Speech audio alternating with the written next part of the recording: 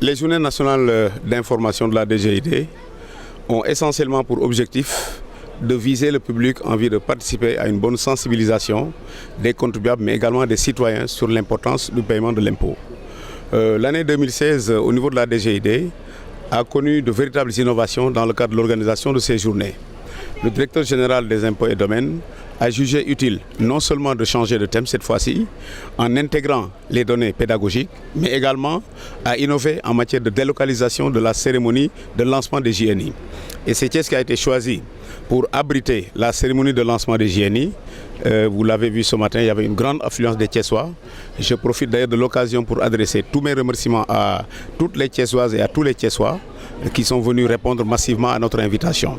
Je disais tantôt innovation au niveau du thème, parce que tout simplement, nous avions l'habitude d'organiser des thèmes essentiellement à caractère fiscal.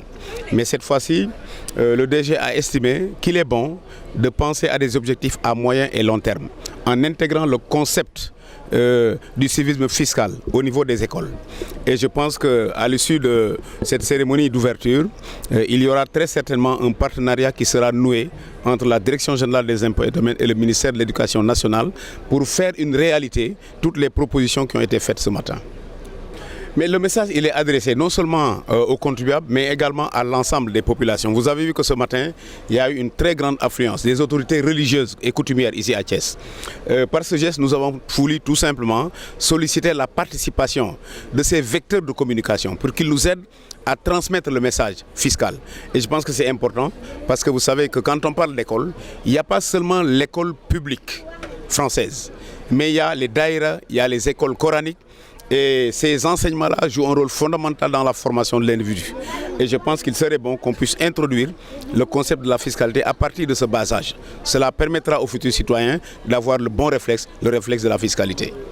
Et c'est ça le civisme fiscal en fait. Non, il n'y a pas eu de manquement, mais cette année, je vous l'ai dit, il y a eu une innovation. Nous avons voulu non seulement externaliser l'organisation de la cérémonie de lancement, mais également nous avons innové en termes de thème. Et là, véritablement, la cible a changé parce que traditionnellement, notre cible, c'était les usagers. Mais cette fois-ci, notre cible, ce sont les écoles, les enseignants. Et c'est ce qui explique leur affluence massive ce matin à l'occasion de la cérémonie d'ouverture. Mais quand on dit école et civisme fiscal, nous devons intégrer toutes les données scolaires, y compris l'enseignement qui est dispensé aux non-voyants. Et ça, c'est extrêmement important.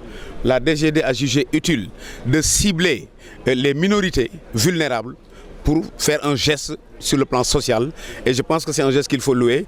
Et comme l'a dit tout de suite le représentant des amicales des organisations sociales de la DGID, ce geste-là ne sera pas le premier et le dernier. Ça va être un geste qui sera perpétué.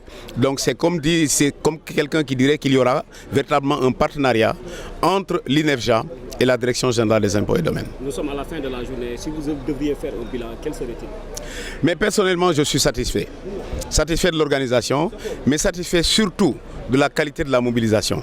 Les Thiessoises et les Thiessois, comme je l'ai dit, sont venus répondre massivement. Et je pense que quand même, les journées ont été une occasion pour nous de transmettre le message qui très certainement sera divulgué au niveau des écoles.